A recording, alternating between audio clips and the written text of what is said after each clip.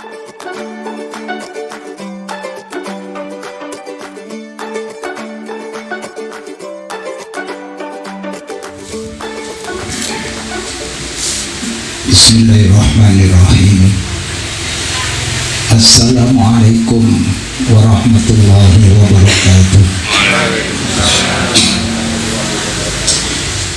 Alhamdulillah, summa alhamdulillah. Alhamdulillahilladzi ghafirid dzambi wa qabilit tawbi sadidil iqab. Ritawli la ilaha illa wa ilaihi al-masir. Asyhadu an la ilaha illallah Rabbul arsil matin, wa asyhadu anna Muhammadan abduhu wa rasuluhu khatamul anbiya wal mursalin. Allahumma salli wa sallim wa barik ala hadzal nabiyil karim, abdika wa rasulika Muhammadin wa ala alihi wa sahbihi wa man tabi'ahum bi ihsanin ila yaumiddin. Rabbi shrah li sadri wa yassir li amri wahlul 'uqdatam min lisani yafqahu qawli. Rabbi zidni ilman warzuqni fahma. Amma ba'd, fa ya ibadallah ayyuhal hadirun, usini wa iyyakum bitaqwallah faqad fazal muttaqun. Jamaah yang dirahmati Allah Subhanahu wa taala, puji syukur marilah kita panjatkan kehadirat Allah. Siang hari ini kita dipertemukan di majelis yang mulia ini dalam keadaan yang sebaik-baiknya. Insya Allah semuanya sehat walafiat jasmani dan rohaninya. Allah senantiasa membimbing kita dengan hidayahnya. Iman masih melekat di dalam lubuk jiwa kita. Inilah yang bisa mendorong kita sehingga ringan kaki kita untuk melangkah ke majelis ini. Mudah-mudahan setiap langkah kita mengampunkan dosa-dosa kita, setiap langkah kita mengangkat derajat kita di sisi Allah Subhanahu wa ta'ala. Amin ya rabbal alamin. Salawat serta salam semoga tetap tercurahkan keharibaan junjungan kita Nabi besar Muhammad sallallahu alaihi wasallam beserta keluarga dan para sahabatnya serta umatnya yang setia melaksanakan ajarannya ila yaumil qiyamah. Saudaraku yang dirahmati Allah Subhanahu wa taala, kita pergunakan waktu sejenak ini dibandingkan 24 jam yang kita miliki. Insya Allah kita berkumpul ini sejenak saja ya. Dan itu pun tidak setiap hari kita berkumpul seperti ini. Karenanya marilah kita niat benar-benar duduk kita ini semata-mata lillahi ta'ala. Kata Rasulullah sallallahu alaihi wasallam, ini hadis-hadis memotivasi kita sehingga menjadi ringan kaki kita untuk melangkah ke majelis seperti ini. Kata Rasulullah sallallahu alaihi wasallam, man kharaja fi talabil ilmi wa huwa fi sabilillahi hatta yanji. Siapa yang keluar dari rumahnya untuk menuntut ilmu, menghadiri majelis-majelis taklim, maka dia berada di dalam jihad fisabilillah. Artinya apa? Kita melangkah ke tempat ini dijamin oleh Allah Subhanahu wa taala dengan pahala jihad fisabilillah. Itu pahala yang luar biasa. Sampai kita kembali nanti ke rumah. Siapa yang rumahnya jauh? Beruntunglah, bersyukurlah yang rumahnya jauh. Jadi semakin jauh kita dari tempat ini, semakin banyak insya Allah pahala yang akan diterima. Karenanya memang kalau kemudian niat kita ini tidak kita tata dengan sebaik-baiknya. Kemudian hadis yang sering kita sampaikan di majelis yang seperti ini supaya kita ini tidak putus asa ya. Ini bukan sesuatu pertemuan yang biasa-biasa saja, tetapi ini pertemuan yang luar biasa. Kata Rasulullah sallallahu alaihi wasallam, "Man salaka tariqan yaltamisu fihi ilman, sahalallahu lahu bihi tariqan ilal jannah." Siapa yang meniti jalan ilmu, kita menghadiri majelis-majelis taklim seperti ini, maka kata Rasulullah sallallahu alaihi wasallam, dimudahkan jalannya menuju surga Allah Subhanahu wa taala. Amin Allahumma amin. Dan inilah jalan yang mestinya kita pilih. Salat kita, puasa kita, kadang-kadang belum tentu kita ini diterima Allah. Kadang-kadang salatnya itu riya, salatnya itu tidak lillahi ta'ala, atau mulai Allahu Akbar yang dipikir itu macam-macam ya. Nanti mau ke sana, misalnya mau sholat, mau pergi ke Malang, nanti itu lewat tol apa lewat bawah ya, itu tol itu saya biro kayak gitu. Itu di dalam sholat. Karenanya setelah sholat itu kita dianjurkan membaca istighfar, mohon ampun kepada Allah, karena sholat kita ini yang ya tidak sempurna seperti itu. Karenanya setelah sholat itu kita khusyuk lagi beristighfar, membaca istighfar. Berapa kali? 3 kali. Yang itu yang dianjurkan oleh Rasulullah SAW.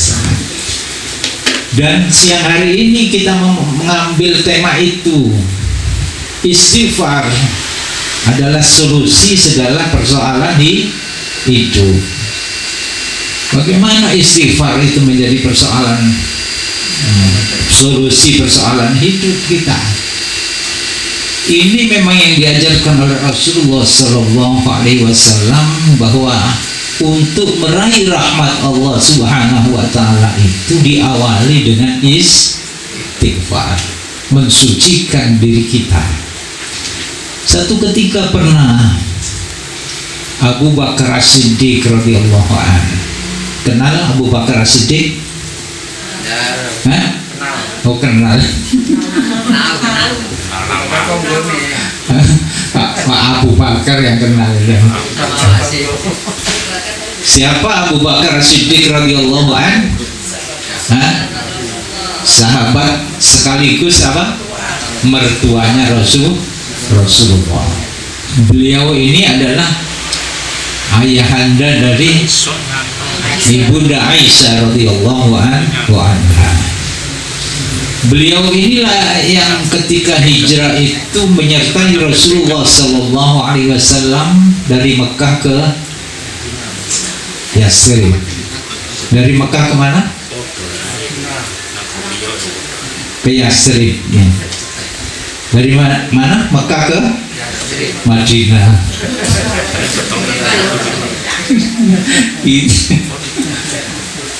Ini berdua. Dan peristiwa yang dikenang, diabadikan di Al-Quran, ketika perjalanan itu sempat masuk goa, bersembunyi di goa itu bersama Rasulullah SAW. Maka turunlah ayat ketika Abu Bakar As-Siddiq dalam keadaan ketakutan, karena guanya tidak gua seperti gua Al-Akbar gitu ya, besar, tapi guanya kecil aja sehingga ada orang lewat kelihatan kakinya. Tentu Abu Bakar sangat ketakutan, sangat gelisah, karena terancam dibunuh oleh pemuda-pemuda pilihan orang-orang Quraisy. Maka turunlah ayat yang populer, la tahzan innallaha ma'ana. Jangan engkau takut, jangan bersedih hati, sesungguhnya Allah bersama kita. Saudaraku yang dirahmati Allah Subhanahu wa taala, satu ketika Abu Bakar As-Siddiq radhiyallahu an berdialog dengan Rasulullah sallallahu alaihi wasallam. beliau minta nasihat, minta petunjuk dari Rasulullah. Ini mertua, ya, teman dekat atau sahabat yang karib dengan Rasulullah Sallallahu Alaihi Wasallam, itu pun tidak segan-segan minta petunjuk, minta nasihat, minta wasiat kepada siapa? Rasulullah Sallallahu Alaihi Wasallam. Apa yang diminta oleh Abu Bakar As-Siddiq? Wahai Rasulullah, ajarkan kepadaku doa, ya, ajarkan kepadaku doa, yang doa itu nanti akan aku baca di dalam sholat. Ini luar biasa apa tidak ini? Doa yang akan dibaca di dalam sholat. Tentunya doa yang terbaik gitu. Kalau bukan doa yang terbaik, tidak akan dibaca di dalam sholat. Ini sahabat terbaik, kemudian manusia terbaik, Rasulullah Muhammad Sallallahu Alaihi Wasallam, berdialog dan kemudian menyampaikan satu doa. Nah, ini yang patut kita hafalkan doa ini nanti, ya, siap-siap menghafal. Lalu Rasulullah Sallallahu Alaihi Wasallam mengajarkan doa itu. Rabbi inni zalamtu nafsi zulman katsira wa la yaghfiru dzunuba illa anta faghfirli maghfiratan min indik warhamni innaka antal ghafurur rahim. Itu pelajaran doa yang diberikan kepada siapa? Abu Bakar As-Siddiq radhiyallahu anhu. Sudah hafal ya? Insya Allah sudah hafal semua. Ketika banyak yang belum, nanti bisa diputar. Rabbi inni zalamtu nafsi dzulman katsira. Di dalam riwayat yang lain menyebutkan tidak sekedar dzulman katsira, tetapi dzulman kabira. Ya Allah, aku mengadukan halku kepadamu bahwa aku ini menzalimi diri kami sendiri dengan kezaliman yang banyak. Apa artinya menzalimi diri sendiri? Yang berarti kita ini berbuat dosa. Berbuat dosa itu sama dengan menganiaya diri kita sendiri, karena dosa itu kalau belum diampuni Allah akan menjadi azab. Karena itulah kita ini menyakiti diri sendiri, merusak diri sendiri, menzalimi diri sendiri. Nah, inilah yang kita adukan kepada Allah. Doa yang diajarkan Rasulullah. Ya Allah, Allahumma inni zalamtu nafsi, aku menzalimi, menganiaya diriku sendiri dengan kezaliman yang banyak. Nah, ini Abu Bakar ini yang diajarkan seperti ini. Apalagi kita, Abu Bakar sahabat yang sedemikian rupa istimewa itu masih menunjukkan bahwa aku ini, dosaku ini banyak. Zulman katsira. Ada di riwayat lain zulman kabira, bahwa dosaku itu besar sekali. Allahumma inni zalamtu nafsi zulman katsira wa la yaghfiru dzunuba illa anta, bahwa tidak ada yang bisa mengampuni dosa ini selain Engkau, wahai Allah. Wa la yaghfiru dzunuba illa anta, bahwa tidak ada yang bisa menghapus, mengampuni dosa kecuali Engkau, wahai Allah. Faghfirli maghfiratan min indik, karena itu ampunilah aku, wahai Allah. Faghfirli maghfiratan min indik, pengampunan dari sisimu. dengan benar-benar pengampunan. Ini permohonan yang diajarkan Rasulullah. Etika kita berdoa yang utama adalah minta ampun. Nah, nanti ada pelajaran di situ nanti. Bagaimana kedudukan istighfar itu. Waghfirli maghfiratan min indik. Karena itu wahai Allah, ampunilah aku dengan pengampunan dari sisimu, tidak dari sisi yang lain. Jadi itu pengampunan yang sebenar-benar pengampunan, yaitu dari Allah Subhanahu wa ta'ala. Baru di penutup doa ini, warhamni, rahmatilah, sayangilah aku. Dari redaksi doa yang diajarkan Rasulullah Sallallahu Alaihi Wasallam. Urut-urutan doa itu sebelum kita minta sesuatu kepada Allah, maka yang terpenting lebih dahulu kita mengakui dosa-dosa kita. Lalu kita bersihkan dengan memohon ampun kepada Allah Subhanahu wa ta'ala. Jangan ucuk-ucuk jaluk bojo sing ayu kan gitu, bapak-bapak ya. Enggak. Oh, gitu. Ya ada anak perlumnya dulu gitu ya. Ada awal-awalnya dulu. Diawali apa dulu? Minta ampun, mohon ampun. Ini etika kita berdoa yang diajarkan Rasulullah SAW. Jadi sebelum mohon kepada Allah sesuatu, maka kita mohon ampun dulu. Karena setiap waktu kita ini memproduksi apa? Dosa. Dan saat-saat yang seperti ini di zaman kita ini mudah untuk memproduksi dosa itu. Beda dengan zaman dulu. Kalau zaman dulu masuk rumah itu sudah terbebas dari dosa, ya, masuk ke dalam rumah terus nggak bisa melihat apa-apa gitu. Paling kita di rumah kalau baca ya baca, atau pekerjaan rumah yang kita kerjakan berpahala. Tapi sekarang ini dari rumah kita, dari kamar kita, kita masih bisa memproduksi dosa. Na'udzubillahi min dzalik. Ini semakin banyak dosa yang berkeliaran di tengah-tengah kita ini. Karenanya setiap kita akan berdoa, kita awali dengan istighfar, memohon ampun kepada Allah Subhanahu wa ta'ala. Dan istighfar itulah doa yang terbaik. Doa yang terbaik untuk mengantarkan doa-doa kita, permohonan-permohonan kita kepada Allah Subhanahu wa ta'ala. Faghfirata min indik, mohon ampun kepada Allah dengan pengampunan dari sisimu wahai Allah. Mengukuhkan bahwa Allah itulah yang maha memberi ampun. Yang bisa menghapus dosa itu hanya Allah. Lah baru ditutup warhamni, rahmatilah aku.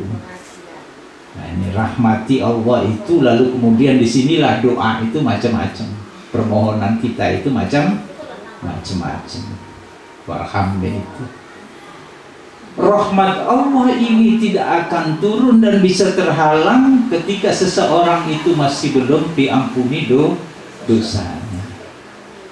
Nah, karenanya kita, karena produksi dosa ini sedemikian rupa banyaknya saat-saat seperti ini, maka kita imbangi dengan setiap waktu, dengan tarian nafas kita ini, dengan membaca istighfar, astagfirullah.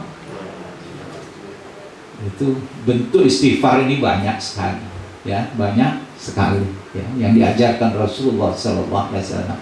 Dari yang terpendek astagfirullah, lalu astagfirullahaladzim alladzi la ilaha illa wal hayyul qayyum wa atubu ilaih.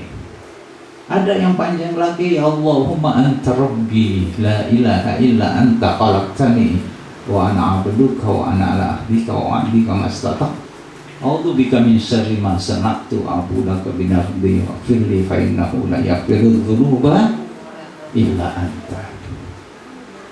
Tuh nih deh, nggak ngapal lagi.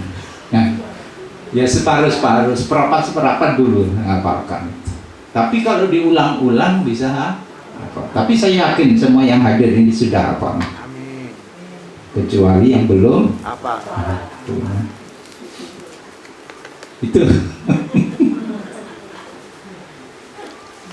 itu istighfar, ya, istighfar. Rasulullah dan Allah Subhanahu wa taala mengajarkan ibadah salat itu juga istighfar. Nah, salat dimulai dari apa? Takbiratul ihram. Setelah itu apa? Membaca iftitah. Di dalam doa iftitah itu yang macam-macam itu diantaranya ada doa. Ada doa yang biasa dibaca oleh Ali bin Abi Thalib radhiyallahu anhu, wajjahtu wajhiya lilladzi fataras samawati wal ard, dan seterusnya. Ada yang diajarkan Rasulullah sallallahu alaihi wasallam dengan Allahumma ba'id baini wa baina khataayaya kama ba'atsa bainal masyriqi wal maghrib. Itu diawali juga sudah mohon ampun, dijauhkan dari dosa itu seperti jauhnya timur dan barat. Disucikan doa kita ini dengan air salju. Dibersihkan dosa kita ini seperti membersihkan kain yang ternoda menjadi putih kembali. Nah, seperti itu sejak membaca iftitah. Lalu kemudian ketika kita ruku, kita sujud, ketika kita duduk di antara dua sujud, Rasulullah juga mengajarkan di situ istighfar, Rabbi firli. Ketika ruku juga begitu. Rasulullah di akhir-akhir hayatnya itu membaca subhanakallahumma rabbana wa bihamdika Allahumma firli. Kan banyak bacaannya itu. Subhana rabbiyal azim, subhana rabbiyal azim. Tapi di akhir hayatnya setelah Fathul Makkah ada ayat yang turun, surat idza jaa nasrullahi wal fath wa ra'aitan nasa yadkhuluna fi dinillahi afwaja. Lanjutnya fasabbih bihamdi rabbika wastaghfir. Itulah yang dirangkai Rasulullah sallallahu alaihi wasallam, fasabbih, memuji Allah. Walhamdulillah, bersyukur kepada Allah. Kemudian istighfar, memohon ampun kepada Allah. Makanya bacanya subhanakallahumma rabbana wa bihamdika Allahumma firli. Ini yang dibaca. Nah, ini ada kisahnya ketika Abdullah ibnu Abbas radhiyallahu anhu. Ada yang kenal Abdullah ibnu Abbas? Kemarin kenalan. Pengen nanya kenal, saya gak kenal. Ini masih sepupu Rasulullah sallallahu alaihi wasallam yang pernah didoakan oleh Rasulullah sebagai anak yang cerdas, yang diberi kemampuan untuk menerjemahkan Al-Quran. Ketika ditanya oleh orang-orang yang senior, yang lebih dewasa dari dia tentang surat ini, idza jaa nasrullah, maka orang-orang itu menjawab, yaitu kalau kalian mendapati kemenangan, maka pujilah Allah, bertasbihlah kepada Allah, mohonlah ampun kepada Allah. Tetapi Ibnu Abbas mengatakan, bukankah ayat ini yang kemudian membuat kita ini mestinya bersedih? Mengapa begitu? Surat ini menunjukkan bahwa Rasulullah sallallahu alaihi wasallam tugasnya sebagai rasul itu hampir selesai. Karena apa? Sudah diberikan kemenangan dan manusia itu berduyun-duyun masuk agama Allah. Seluruh jazirah Arab itu lalu kemudian mereka beriman, bersahadat. Mereka Islam. Nah, ketika berduyun-duyun seperti ini, maka selesailah tugas Rasulullah. Inilah yang diterjemahkan oleh Ibnu Abbas radhiyallahu anhu. Mestinya kita bersedih bahwa Rasulullah sebentar lagi akan meninggalkan kita. Nah, ini terjadi di tahun ke-8 Hijriyah, waktu Fathul Makkah. 2 tahun kemudian Rasulullah SAW wafat. Tahun berapa? 10 Hijriah wafat. Saudaraku yang dirahmati Allah Subhanahu wa Ta'ala, pelajaran istighfar kita masuk pada inti bahasan. Nanti yang surat yang dibaca tadi itu surat apa? Surat apa? Yang ayat 10 sampai 12 apa? Itu yang pada datang. Surat Nuh. Itu ceritanya juga Nabi Nuh alaihi salam. Memang istighfar ini diperintah oleh Allah Subhanahu wa Ta'ala, sebagaimana ayat yang dibaca tadi itu yang pertama itu, wastaghfirullah innallaha kana ghafurur rahimah. Beristighfarlah kalian, minta ampunlah kepada Allah, sesungguhnya Allah itu maha pengampun lagi maha penyayang. Berarti istighfar itu apa? Ibadah. Jadi kalau kita membaca istighfar itu berarti berpahala. Berat enggak kira-kira lisan kita ini istighfar? Berat enggak? Lebih berat mana ini istighfar ini dengan mengucapkan lagu cucak rowo misalnya gitu? Hah? Sedawa iku angel nggak pernah yo. Aku iki apal ya. Jadi istighfar itu ringan tetapi berpahala.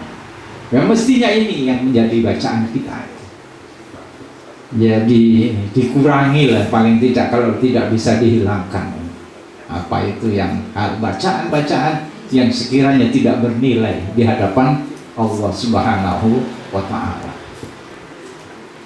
Lalu Allah memberikan pelajaran. Begini loh, nabi-nabi sebelum kalian itu mengajarkan juga istighfar. Yang diberikan contoh di sini adalah Nabi Nuh alaihi salam.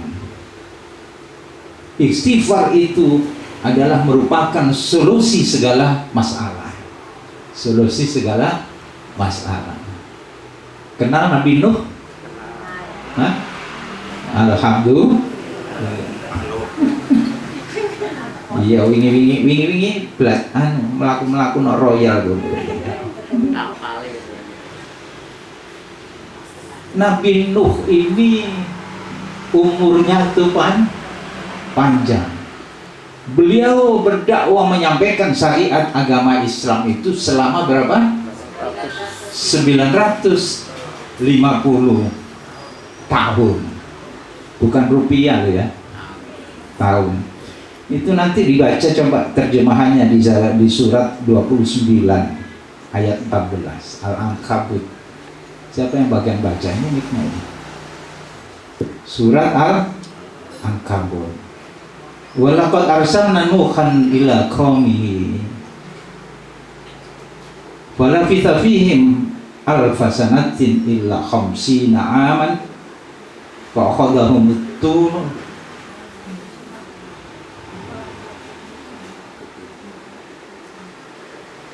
tufanu wa hum dhalimun. Ada yang baca terjemahannya? Kurang lebih begini terjemahan. Sesungguhnya kami Allah telah mengutus Nuh kepada umatnya, kepada kaumnya. Jadi Nabi Nuh itu bukan hanya seorang nabi, tapi siapa? Rasul, karena menyampaikan syariat Allah Subhanahu wa Ta'ala. Nah, ini bedanya. Dan termasuk Nabi Ulul Azmi yang memiliki kesabaran dengan ujian yang berat. Ujian umat itu yang amat berat. Itu termasuk Ulul Azmi. Allah mengutus Nuh itu untuk menyampaikan syariat kepada umatnya. Maka kemudian Nabi Nuh supaya diterima umatnya, beliau tinggal bersama-sama umatnya itu di kawasan tertentu. Maka dia tinggal bersama mereka. Nabi Nuh itu menyatu dengan masyarakat. Selama berapa? 1000 tahun kurang 50 tahun. Berarti berapa? Bahasa Al-Qur'annya begitu. Jadi bahasa Al-Qur'annya tidak menyatakan bahwa Nabi Nuh itu dakwah selama 950 tahun, tidak begitu. Tapi 1000 tahun kurang 50 tahun, yaitu berarti 950 tahun. Karena saya pernah itu, dulu itu kan saya ini bersama-sama teman di production house memasok acara-acara TPI waktu itu, masih ada TPI. Itu jadi pertanian se-Jawa Timur, budaya se-Jawa Timur, dunia anak-anak, olahraga itu kita syuting lalu kita pasokkan ke acara TPI. Dulu di TPI itu ada acara Among Tani. Ya. Jadi saya mengerti tentang pertanian karena saya syuting itu kalau berangkat harus baca itu naskahnya, bekerjasama dengan informasi pertanian. Waktu itu kita syuting di daerah Ponorogo. Ada pertanian, ada budaya reok, ada reok, produksi dadak merak, kemudian ada warok. Jadi ada empat yang kita syuting di sana, 4 paket. Waktu syuting pertanian kita pakai judul tradisi di tengah gemuruh modernisasi, yaitu di sana ada yang membuat gula dari apa? Gula tebu itu ya, yang diputar dengan sapi. Ada orang Ponorogo sini. Waktu itu kita nginepnya itu di Sumoroto. Ya, itu ya. Sumoroto. Ada teman di sana lalu kita bermalam di sana. Diputar dengan sapi. Nah, setelah kita syuting produksinya di tengah sawah itu, di dekat kebun tebu itu, lalu kita wawancara dengan pelaku itu, dengan bapak-bapak yang memproduksi gula itu. Sampai pada pertanyaan, Bapak sejak kapan Pak usaha seperti ini? Sebelumnya kita tanya dulu harganya sampai berapa itu 1 kilo gula tebu itu. Setelah dicetak langsung dipasarkan ke pasar. Itu kita syuting semuanya itu sampai di pasar. Berapa sampai berapa 1 kilo? Katanya 1 kilo itu mencapai 5.000 rupiah, kan gitu ya. Lalu kita tanya berikutnya, sejak kapan Bapak memproduksi seperti ini? Sejak tahun 1978 rupiah. Kesel guyu kafe di tengah kebun sepuh ini. Berapa Pak? 1978 rupiah. Karena terbawa tadi 5.000 rupiah menjadi 1978 rupiah. Kalau Nabi Nuh ini enggak ya 950 tahun. Lalu disinilah kemudian di dalam terjemahnya, maka mereka kemudian kaumnya itu ditimpa banjir besar, dan mereka itulah orang-orang yang zalim. Jadi Nabi Nuh itu sebelum air bah itu, air hujan turun, banjir besar selama berapa hari? 40 hari 40 malam itu hujan.